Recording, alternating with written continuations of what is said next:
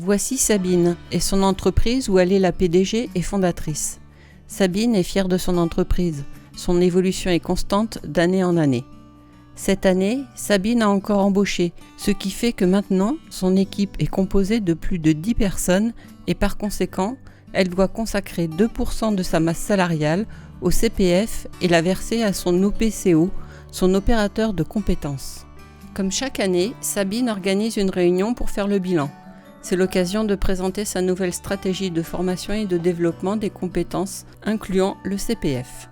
Elle explique à son équipe que l'entreprise va négocier un accord dans lequel elle prévoit des notions de cofinancement et co-investissement pour la formation des salariés. Ceci se fera sur le principe de l'abondement. Le salarié paiera une partie de la formation avec son crédit CPF et l'entreprise prendra en charge le reste de la somme pour pouvoir accéder à la formation. L'abondement peut aussi être fait par l'OPCO. Ainsi, l'entreprise peut orienter ses critères, comme par exemple toute formation en communication écrite ou orale sera abondée. Elle explique aussi que si les salariés choisissent de faire une formation sur leur temps de travail, à hauteur de 50% du temps de la formation par exemple, ils garderont quand même leur rémunération. Sabine rappelle à ses employés que toutes les formations qui mettent en cause des compétences nécessaires à la réalisation du travail dans l'entreprise seront obligatoirement acceptées. Elle tient à rassurer ses employés quant au fait qu'ils n'ont pas à hésiter pour utiliser cette nouvelle stratégie.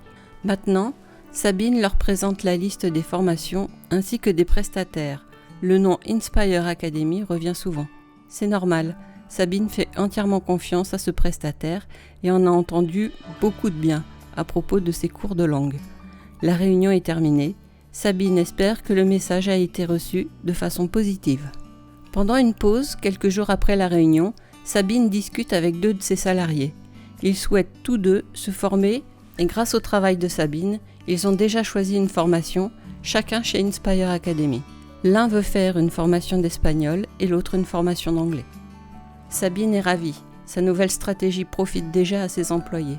Elle est impatiente de voir l'impact positif de cela dans les mois à venir sur le travail de ses collaborateurs et les résultats de sa société.